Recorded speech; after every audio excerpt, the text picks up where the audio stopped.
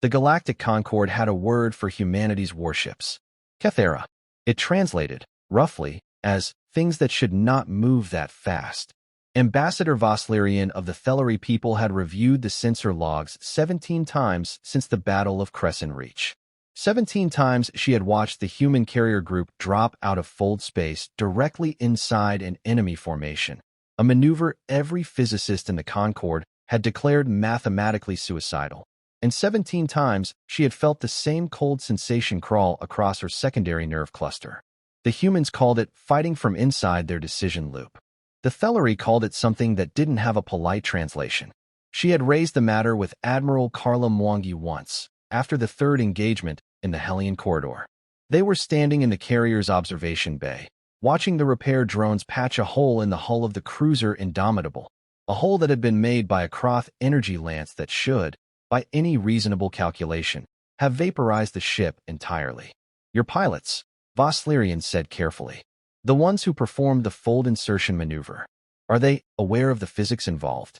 Mwangi had a way of almost smiling that Voslerian had come to find deeply unsettling. They're aware, and they do it anyway. They volunteered for it. Voslerian watched the drones work. How many volunteered? All of them, said the Admiral. I had to turn people away. That was the moment, Voslerian would later write, when she first understood that humanity was not simply a new variable in the Concord's military equations. They were something that required entirely new mathematics. The Krath Dominion had been expanding for 200 years before humanity arrived on the galactic stage. They consumed star systems the way a slow fire consumes a forest, methodically, completely, leaving nothing useful behind. 17 spacefaring civilizations had been absorbed or annihilated. 3 had managed to surrender on terms that left them functional, if facile. None had ever successfully resisted for more than a decade. The Concord had fought them to a grinding stalemate for 60 years, bleeding ships and soldiers across a front line that barely moved. Every year, the Concord's best strategists produced models showing that the stalemate was sustainable. Every year, the Dominion's slow pressure made those models slightly less accurate. It was a war being lost in increments too small to point to, like a glacier carving a valley. Nothing to see in the moment, catastrophic over time. Then came the humans. They had been a Concord member for only 11 years when the Dominion pushed through the Hellion Corridor and torched the Thellery colony on Vos Prime. 42,000 civilians. The planet had been agricultural, undefended, no strategic value. The Dominion had destroyed it because it was there and because sending a message cost them almost nothing. Voslerian still remembered the emergency session of the Concord Assembly. The chamber had been thick with despair. The Dominion's third expansion fleet, 400 warships, was 3 weeks from the Concord's industrial heartland. The Thellery Home Defense Force could delay them, perhaps, for several days. The KRVeth had offered their long-range artillery platforms. The Sali had offered prayers, which was all they had left after the Dominion had taken their outer colonies the previous year. The human delegate, a short woman with close-cropped gray hair and the calm expression of someone doing arithmetic, had sat quietly through 4 hours of debate. She had not spoken during the procedural motions or the casualty briefings or the heated exchange between the KRVeth delegate and the Sali Council speaker about resource allocation. She had sat with a small cup of coffee. The humans had introduced coffee to the Concord, which was either their greatest gift or their most subtle act of warfare, and she had listened. When she finally spoke, she said only this: "Give us the targeting data and get your ships out of our way." The chamber had gone very still. "Admiral," said the Thellery High Speaker, his voice careful with the specific carefulness of someone managing grief. "The third expansion fleet outnumbers your combined forces 3-1. Your carrier groups are fast, but the Dominion's capital ships are armored beyond anything in the engagement models. We have run the projections." "I've seen your projections," said Mwangi. "Then you understand why we believe a direct engagement would result in significant human casualties, yes." She set down her coffee. "That's our risk to take. I'm not asking for permission. I'm asking you to stay out of the engagement corridor so my ships don't have to maneuver around yours." The High Speaker looked at her for a long moment. "You speak of 40,000 Dominion warships as though they are an inconvenience." Mwangi looked back at him steadily. "With respect, High Speaker, I spent the last 4 hours listening to this body speak of 42,000 dead civilians on Voss Prime, as though they were a data point. She stood up. I don't find the Dominion's fleet to be an inconvenience. I find it to be a target. There's a difference. She left the chamber to contact her fleet commanders. Behind her, the assembly sat in silence for almost a full minute before anyone spoke. She's going to get them all killed, the Krveth delegates said, finally. Perhaps, said the eldest member of the body, a Krveth philosopher-diplomat named Sale who had been present at the founding of the Concord and had seen more wars than most civilizations had years. He watched the door through which the admiral had exited. Or perhaps we have been measuring the wrong things for a very long time. What the Concord had never understood, what perhaps could not be understood without living inside a human skin, was that humanity did not approach war the way other species did. The Thellery were methodical. They built defense lines, established supply chains, calculated acceptable losses, and conducted war as an extension of policy. They were good at it in the way that a well-designed machine is good at its function. Consistent, predictable, sustainable. Their military doctrine had not changed significantly in 300 years because it worked, and it was safe, and safety was a value they held above most others. The Krveth were technical. They designed beautiful weapons and deployed them in precise formations that maximized theoretical kill ratios. They produced the finest targeting systems in the Concord, the most elegant propulsion arrays, the most sophisticated electronic warfare suites. They approached combat as an engineering problem, and they were very, very good engineers. What they were less good at was adapting when the enemy didn't cooperate with the engineering. The Sali were philosophical. They had a nuanced, ancient theory of conflict that emphasized the moral cost of violence and the long-term consequences of military action. It had produced, over their history, a remarkably peaceful civilization. It had also produced a military that was deeply uncomfortable with the actual business of fighting and tended to negotiate at the earliest possible opportunity. The Dominion itself was hierarchical and patient. Their military doctrine was built on the assumption that overwhelming mass, applied consistently, would always win given enough time. They had 3 centuries of evidence to support this view. They did not adapt because they had never needed to adapt. Why improve a formula that always produced the correct result? Humans were none of these things.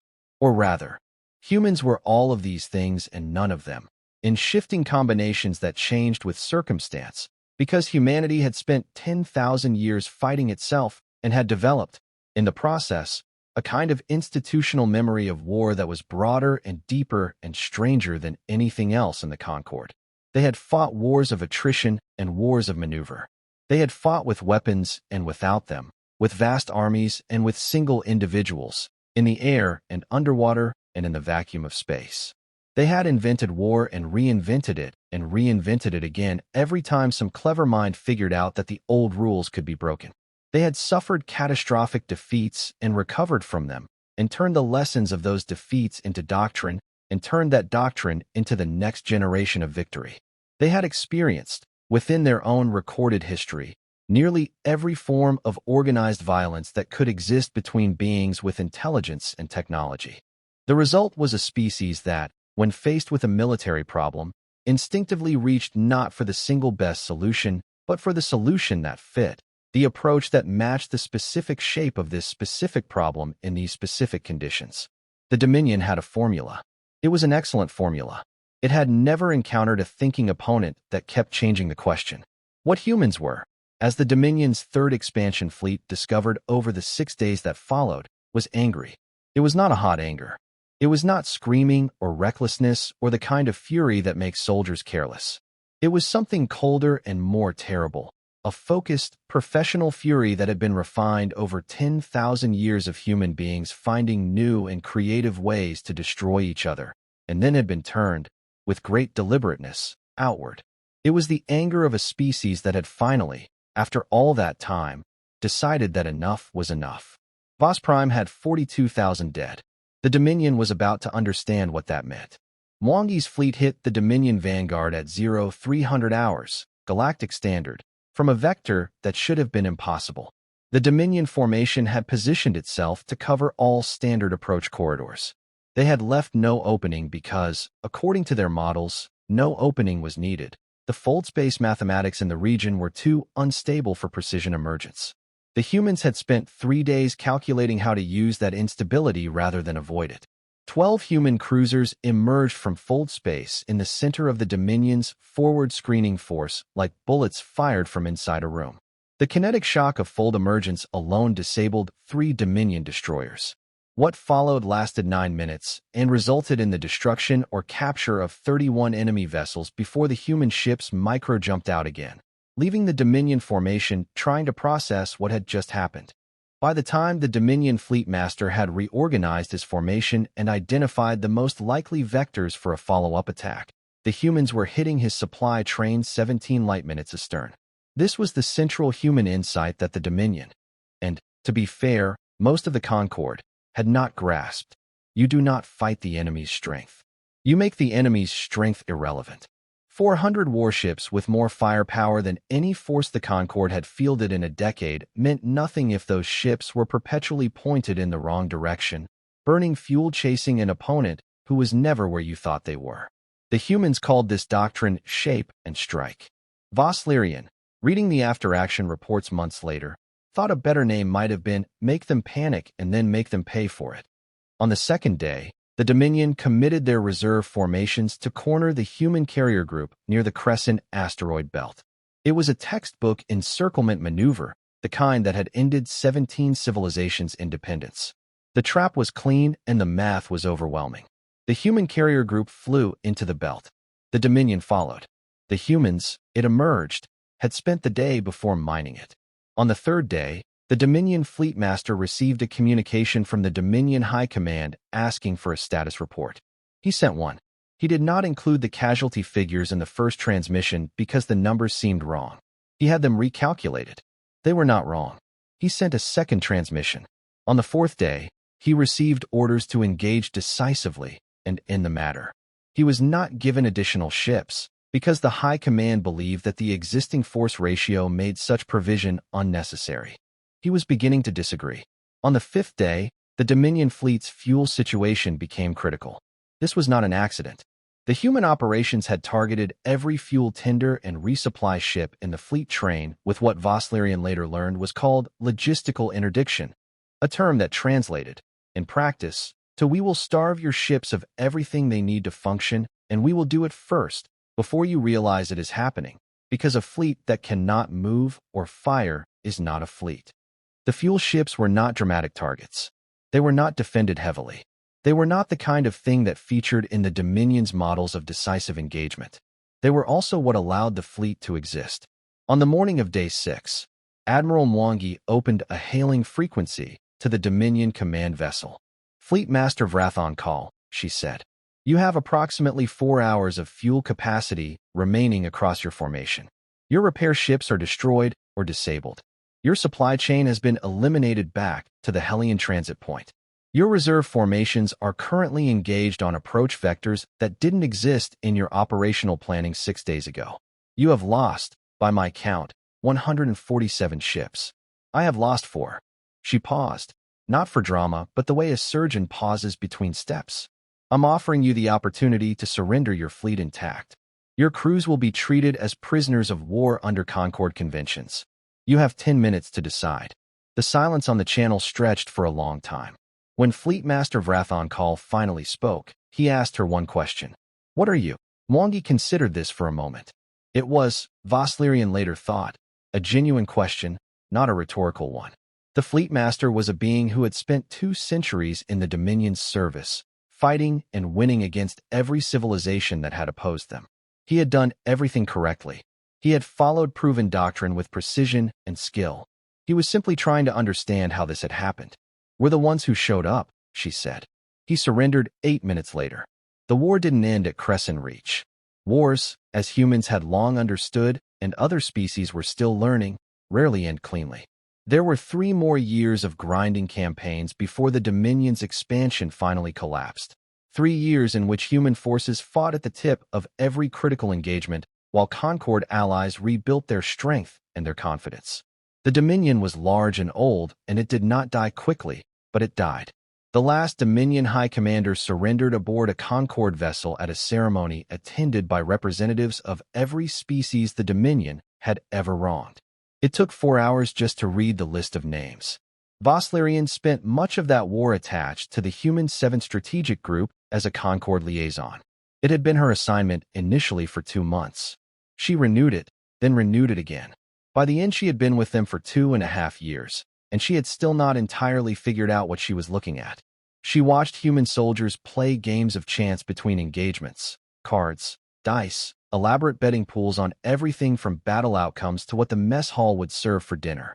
They lost and won with equal enthusiasm, complained bitterly about bad luck, accused each other of cheating with wide grins that suggested the accusation was a form of affection. She watched them argue passionately and loudly about food and music and sports, human sports, alien sports, sports that had been invented by the crew specifically for this deployment and had no rules that anyone could fully agree on. They debated with the same intensity they brought to tactical planning, sometimes more. She watched them grieve. That was perhaps the most disorienting thing. When a human ship was lost, when crewmates died, the survivors did not process it quietly or privately the way Thellery did. They gathered. They told stories about the dead, loud and specific and sometimes funny, with a casualness about death that seemed callous until you understood it was the opposite. They were refusing to let death make the person smaller. They cried openly. They laughed at memories. They named things after people they had lost, maneuvers, asteroids, bad luck card hands, a stray cat that had somehow appeared on the carrier and became the 7th Strategic Group's unofficial mascot. They called the cat Hendrix, after a pilot who had died at the Crescent engagement and who had, apparently, possessed a similar tendency to appear in places where she had no business being and refused to leave. And then they climbed back into their ships and went to fight again. She could not figure out how they held all of it, the grief and the humor, the anger and the warmth, the absolute professionalism and the raucous chaos of their rest hours, as a single coherent thing. It seemed like it should fall apart. It never did. She asked Lieutenant Commander Yusuf Hassan about it once, during a transit between engagements.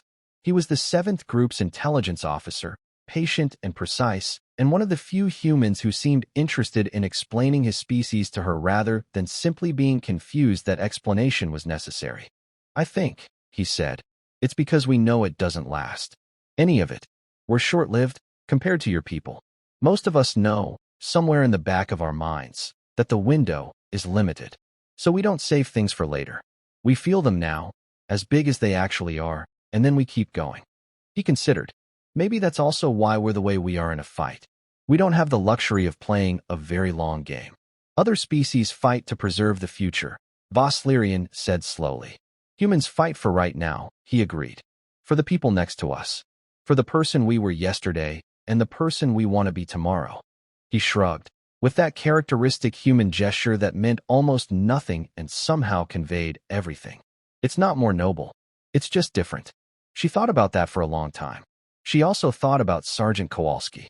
Dmitry Kowalski was a Marine attached to the 7th Group's ground contingent, a large man from a place called Krakow who had a vocabulary in 3 languages and opinions about all of them. He was not, by any formal measure, a remarkable soldier, competent, reliable, well-liked, the kind of person who was always exactly where he was supposed to be and did his work without drama. Voslerian had noticed him because he seemed to generate a particular quality of stillness around himself, a gravity that had nothing to do with rank. She saw it clearly during the relief operations on Sali 4, after the Dominion's ground forces had retreated and left behind the particular devastation that retreating forces leave when they have decided to be cruel about it. The Concord relief teams moved through the wreckage processing, cataloging, assisting survivors. It was hard and necessary work, and everyone did it with the professional detachment that hard and necessary work required. Kowalski found a Thellery soldier from a different unit pinned under rubble, alive but badly injured, and freed him. Standard procedure would have been to mark the location for the medical teams and move on. There were many more to find. Instead, Kowalski sat down next to the soldier, who didn't speak any human language and was clearly terrified, and stayed. He sat there for 57 minutes, until the medical team arrived. He didn't try to treat the wounds beyond what immediate stabilization required. He didn't try to communicate in any complex way. He simply remained, one hand resting on the soldier's arm, occasionally speaking in the low, even voice that Voslerian had heard humans use with children and frightened animals and each other in the worst moments. "He's going to be all right," he said, to no one in particular, or perhaps to the soldier who couldn't understand him. "You're going to be all right. I'm right here. Nobody's going anywhere." Later, after the medical team had taken over, Voslerian approached him. "Why did you do that?" she asked. "There were others you could have found." Kowalski looked at her as though the question was very strange, which in his world it probably was. "Because he was scared and alone," he said. "Nobody should be scared and alone." That was all he said. He went back to work. She carried those words with her for the rest of the war. The final campaign was the largest military operation in Concord history. It had been in planning for 8 months. Voslerian had sat in on some of the planning sessions, more out of witness than any useful contribution she could make. The Joint Command structure, human officers working alongside Thellery admirals and KR-Veth tactical engineers, and the new Sali commanders who had discovered, 3 years into the war, that they had a talent for mobile cavalry operations, had become something extraordinary in the time since Crescent Reach. Not unified, exactly. The species were too different for that, but complementary. Each brought what they had. Humans brought aggression, adaptability, and the particular genius of operating at the edge of what the physics allowed. The Thellery brought endurance and logistical mastery. The KR-Veth brought the finest sensor and weapons systems in the galaxy. The Sali brought maneuver and an intuitive grasp of large-scale positional strategy that had surprised everyone, including the Sali. Together, they were something none of them had been separately. Admiral Mwangi, who had been promoted twice since Crescent Reach and showed signs of finding the promotions faintly annoying in the way that people who actually want to command ships find staff positions, gave the operational briefing in her characteristically spare style. She stood before a holographic display of the Dominion Prime system and pointed at things. "The Dominion has pulled everything they have left into home defense. 280 warships, 12 orbital fortresses, ground-based lance batteries on 3 continents, and approximately 4 million military personnel dug into positions they've been fortifying for 18 months. She paused. "They are prepared to fight to the last for their homeworld. I believe them." She looked around the room. "We are not going to make them do that." She explained the plan. Voslerian, listening, thought it was either the most brilliant thing she had ever heard or the most insane, and then realized those might not be different things. The core of it was an insight that was, in retrospect, pure human, or rather, pure in the way that humans distill complicated truths into simple ones and act on them before everyone else has finished arguing about the theory. The Dominion at Dominion Prime was not going to run. They had nowhere to run to. They were not going to surrender easily, because the Dominion's culture and 3 centuries of expansion had built a self-image that had no framework for surrender at home, on their own soil, inside of the citadels of their high command. But they might stand down, if it was offered in a form they could accept. "We hit the orbital fortresses first," Mwangi said. "Not to destroy them. To neutralize them. Disable weapons, communications, propulsion. We do not kill the crews if we can avoid it. We leave the fortresses structurally intact." She pointed to the surface positions. "We do not bomb the surface. Not the military positions, not the civilian centers. We land." She let that sit. "We take it back, the old way, on the ground, in person, one position at a time, until the high command is looking at our soldiers through their windows instead of at our ships through their scopes. And then we offer terms." The KR-Veth admiral on the Joint Command spoke carefully. "The casualties from a ground campaign of this scale would be significant," Mwangi said. "I know. I've read the projections." She looked at the holographic display. "I've also read the projections for what a full orbital bombardment of a defended homeworld looks like. And I've read the projections for what the next 200 years looks like if we establish the precedent that we win by burning planets from space." She looked up. "That's not the civilization I want to build. I don't think it's the one any of us want to build. So we do it the hard way." Voslerian thought of the colony on Vos Prime. She thought of 42,000 dead civilians, burned from orbit because the Dominion had decided that sending a message was worth it. She thought of a soldier sitting in the rubble, saying nobody should be scared and alone. She voted, in her capacity as Concord observer in favor of the plan. The campaign for Dominion Prime lasted 41 days. Voslerian was on the command ship for the orbital phase and on the ground, God help her, for 9 days of the surface campaign, observing alongside a Thellery press corps that was going to give their therapists a great deal of material. It was brutal and slow and costly in ways that orbital bombardment would not have been, and it was also, unambiguously, the right thing to do. On the 39th day, the Dominion High Commander requested terms. On the 41st day, he received them. They were not vengeful terms. That was perhaps the most surprising thing to the surviving Dominion leadership, who had expected what their own doctrine would have dictated: absorption, subjugation, a grinding of the defeated power into the machinery of the victor. The Concord's terms required disarmament, reparations, and accountability for specific war crimes. They did not require the destruction of Dominion culture, the dismantling of their civilization, or the enslavement of their population. Why? The High Commander asked, at the signing ceremony, to no one in particular. It was Sergeant Kowalski, who was standing honor guard, because the 7th Group had requested the privilege and the Joint Command had said yes, who answered, before anyone else could. Because you're going to have to live with yourselves, he said. Easier to do that with your civilization intact. The High Commander looked at him for a long moment. You are a strange people, he said. Yeah, said Kowalski. We get that a lot. Voslerian retired from diplomatic service 14 years after the armistice. She had spent those 14 years doing the other kind of work, the quiet, unspectacular, necessary work of building something from the wreckage. Reconstruction treaties and reparations frameworks, and the 100 small negotiations that determined whether the peace would hold. It was less dramatic than the war and more important, and she was good at it, and she did not hate it, but by the end of it, she was very tired. She wrote 3 books. The first was about the Concord's legal frameworks for post-conflict reconstruction, which was read by everyone who needed to read it and no one else, and she felt good about having written it even if it did not precisely fly off the shelves. The second was about the political history of the Hellion Corridor, which was slightly more readable and was assigned as supplementary reading in approximately 300 educational institutions, which was more than she had expected. The third was about humans. She called it, in the Thellery language, by a phrase that translated approximately as the ones who kept choosing. It was not an academic work. She had tried to write it as an academic work, and it had come out wrong, too careful, too measured, missing the quality that she was actually trying to describe. She had thrown that draft away and started again with no plan except to tell the truth about what she had seen.